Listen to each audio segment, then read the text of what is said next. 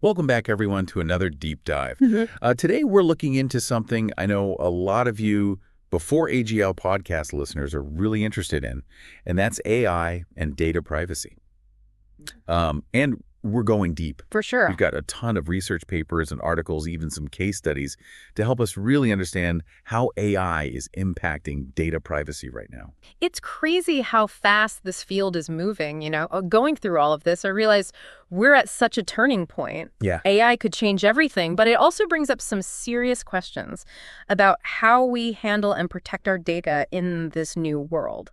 Absolutely. It's almost like AI needs data to grow, but that need for information can create some tricky situations, especially when it comes to our personal privacy. Exactly. One paper actually compared the rise of AI to when photography was first introduced. Oh, interesting. People back then were worried about privacy too, being photographed in public. Right. But over time, we figured out some norms around photography and found ways to balance those concerns with the benefits of the technology. That's a great point. It makes Yeah. you wonder if we're going through a similar thing with AI right now. I think so. Think about when Italy temporarily banned ChatGPT because of those GDPR violations. Oh, yeah, that was huge. It was a wake-up call, showing that these privacy concerns aren't just hypothetical, they have real consequences. Totally. That move by Italy really shook things up. Yeah. It showed the tension between pushing AI innovation forward and making sure we follow data protection laws like the GDPR. And this isn't just happening in one place, it's a global issue. Right. Different countries have different ideas about data privacy. Yeah. For example, Europe sees privacy as a fundamental human right, Right. while the U.S. has traditionally had a more market-driven approach. So where do we go from here? How do we even start to navigate this complicated situation? Well, one solution that came up a lot in the research was this idea of privacy by design. Okay. Basically, building in privacy considerations right from the start when you're developing any AI system. That sounds good in theory, but how does that actually work in practice? It's got a few different parts. Okay. Transparency is a big one. Companies need to be upfront about the data they're collecting, how they're using it, who can see it, all of that. Right. No more hiding behind this confusing terms of service. So it's like bringing users into the loop instead of keeping them in the dark. Exactly. And that goes hand in hand with strong data governance. Having strong security measures, doing regular checks for vulnerabilities, and being ready to adapt as new challenges pop up. And then there's that black box problem. Yeah. This idea that how AI makes decisions can be really hard to understand. Right.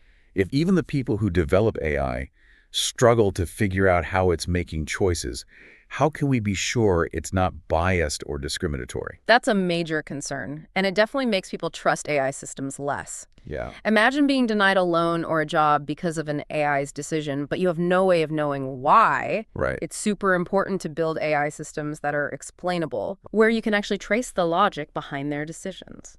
Transparency is so important. Absolutely. But what about giving users more control over their own data? Isn't that a key part of this too? Absolutely. Users should definitely have a say in how their data is used. Oh. Things like clear options to opt out are crucial so people can choose whether or not to share their information. Right. We also need tools that are easy to use. Yes. So people can access and manage their data without having to dig through tons of menus and settings. It's about empowering users, not just protecting them. Exactly. And this is where things get really interesting.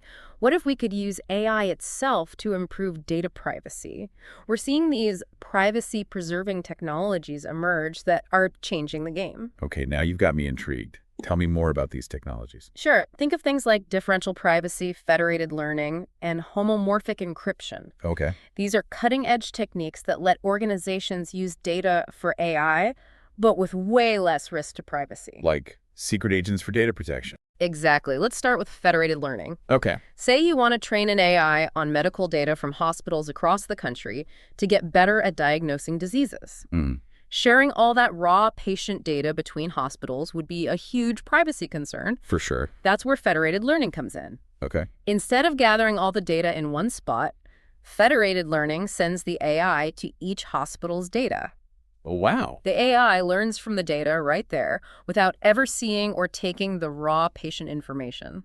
So the AI gets smarter without putting patient privacy at risk. Exactly. Now let's look at differential privacy. Okay. It's all about adding a specific amount of noise to data sets. Noise. Yeah, to hide individual records, but it keeps the overall statistics accurate. Interesting. It's like blurring a photo so you can still see the scene, but Yeah. can't make out specific faces. So it's like anonymizing the data, but in a way that still lets AI systems learn from it. Precisely. Then there's homomorphic encryption, which might sound like something out of a sci-fi movie. It does. Tell me more. It lets you do calculations on encrypted data without decrypting it. Really? Imagine a locked box full of valuable data. Okay. Homomorphic encryption lets you analyze what's inside that box without ever needing to open it. Wow. The AI gets the insights it needs without actually seeing the raw, sensitive data. That's incredible. These technologies sound super promising for protecting privacy in this age of AI. Yeah, they really are. But even with these advances, we still need to think about the human side of things. Oh, for sure. One article talked about how important it is for businesses to really foster a culture of ethical data practices. Yes.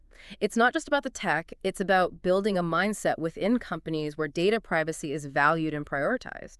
Making responsible data handling part of a company's DNA. Exactly. And it's something companies of all sizes need to embrace, from the huge tech giants to the smallest startups. Because even though we're talking about these advanced technologies like AI and homomorphic encryption, it ultimately boils down to people making ethical choices. Absolutely. That's why we need to keep having these conversations and raising awareness about how important data privacy is, especially as this landscape keeps changing so fast. Well said. We've covered a lot in this first segment. We have. We talked about the challenges of AI and data privacy, Yeah. the idea of privacy by design, and some game-changing technologies that offer some hope for the future. For sure. But there's still so much more to unpack, so stick with us. Stay tuned. We'll be right back.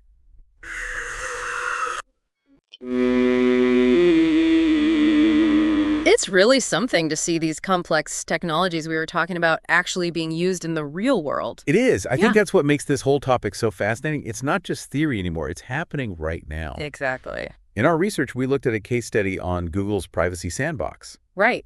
They're using AI in this really interesting way to try and balance personalized advertising with, keeping things private for users. Yeah, it's a clever approach for sure. They've Yeah. built a system that lets them show you targeted ads, but without relying on that cross-site tracking, which has become so common and often a bit creepy for people. So instead of tracking every single thing we click on and buy online, this sandbox can figure out what we like, but in a way that feels less intrusive. Exactly. It's like they're creating this separate, secure space where your data is analyzed without being shared with every advertiser out there. Okay. It still collects data, of course, Oh. but the key difference is that users have more control over their information and how it's being used. That feels like a positive step, especially as we become more aware of just how much data is being collected about us. Definitely. It's also interesting to see how AI is being used to create synthetic data. Oh, yeah. Synthetic data is becoming really important, especially in fields like healthcare and finance, where privacy is super important. Right. One of the research papers talked about how AI can be used to make these realistic data sets, but without any of the personal information. So instead of using real patient data, researchers could use this synthetic data that's like the real thing, but doesn't have any identifiable information. Exactly. It lets researchers work with data that has all the same statistical properties as the original data, Right. but without the risk of exposing anyone's private information. So you get the benefits of the data without the privacy risks. It's a win-win for both innovation and privacy. It's like having your cake and eating it too. But AI's impact on data privacy goes beyond just these cutting-edge applications. For sure. It's changing the way businesses work internally too. Right. One article profiled a company called Manobite. Yeah, I read that one too. They're using generative AI to make their internal processes more efficient. Manobite is a great example of how AI can make organizations more efficient and productive. Yeah. What I found really interesting was their focus on ethical data practices. Mhm. Even though they're using AI internally, they're still committed to using anonymized data and having strong security measures in place to protect sensitive business information. It shows that data privacy should always be a priority, no matter how AI is being used. Absolutely. It needs to be part of how companies operate from the ground up. It's about building a culture of responsibility around data. For sure. But let's be real, not every use of AI is going to be so positive. Right, there's a flip side to this. Exactly. There's this whole other side where AI could be misused when it comes to data privacy. The dark side, so to speak. Yeah, one article really highlighted this, talking about how AI could be used to create deep fakes, Right. manipulate images, and even generate text that's practically impossible impossible to tell apart from something a human wrote. It's a bit unsettling to think about, that we might not be able to trust what we see or read online because it could all be made by AI. It's a valid concern. Yeah. Think about the potential for spreading misinformation and manipulating people. Right. These technologies could be used to target individuals, hurt their reputations, Yeah. and even sway public opinion. It's like a whole new level of information warfare. And on a more personal level, AI could be used for surveillance. AI systems could be used to track our movements, analyze our online activity, and even try to predict our future actions based on our data. That's a dangerous path to go down, for sure. It makes you question how much control we really have. Where's the line between making things personalized and actually manipulating people? This is a debate that's only going to get more intense as AI gets even more advanced. So what can we do about it? How do we navigate this increasingly complex world where it's getting harder to tell the difference between innovation and intrusion? Well, one of the sources, a report from the World Economic Forum, emphasized the importance of strong cyber risk governance. Okay. It's not enough to just react to threats anymore. Right. Organizations need to be proactive, understand the risks that come with AI, and develop strategies to deal with them. Like building a fortress around your data. Exactly. But what about individuals? What can we do to protect ourselves in this AI-driven world? Yeah, what can we do? One YouTube video we watched had some good practical tips. Oh, good. Things like creating strong, unique passwords for all of your online accounts, being cautious about phishing scams, and really thinking before you share personal information on social media. It sounds simple, but sometimes the most basic things can make the biggest difference. Definitely. But beyond what we can do individually, don't we need stronger regulations and ethical frameworks to guide how AI is developed and used? Absolutely. One article talked about how difficult it is to keep regulations up to date. Right. Because AI innovation is happening so quickly. Yeah, it's like trying to hit a moving target. Exactly. Yeah. We need flexible frameworks that can promote innovation while also making sure that AI is being developed and used responsibly. And this is where consumer pressure comes in, right? Yeah. We need to be vocal about wanting better privacy protections from the companies we do business with. Absolutely. It's about making choices that support businesses who align with our values. It's also important to remember that AI is still in its early stages. One article pointed out that these AI models are so complex that it can be hard to fully understand how they make decisions. Yeah. And this can lead to unintended consequences and even privacy breaches. So even the experts don't have all the answers yet. Not yet, which is why we need to be cautious. But it also means this is a conversation that needs to keep happening. Right. We have to keep asking the tough questions, demanding transparency, and pushing for ethical guidelines to make sure AI is used for good. It's a balancing act, trying to embrace the potential of AI while also being aware of the risks. It is, but I think it's a challenge we absolutely need to face head on. I agree. The future of AI is being shaped right now, and it's up to all of us to make sure it's a future where innovation and privacy can both exist. Well said. We've covered a lot in this segment, from real-world applications to the potential downsides of AI. We have. But there's still one more piece of the puzzle to explore: the future of AI and data privacy. So let's jump into that after a quick. Okay, so we've talked about where things stand now with AI and data privacy, but what about the future? Especially for our Before AGI podcast listeners, this idea of what happens before we reach that singularity, it's like uncharted territory. It is exciting, for sure, Yeah. but also a little scary. Yeah. One research paper we looked at really emphasized how important it is for regulations to keep up with AI. As these systems become more and more complex, the rules need to adapt too. But it's not just about government stepping in, right?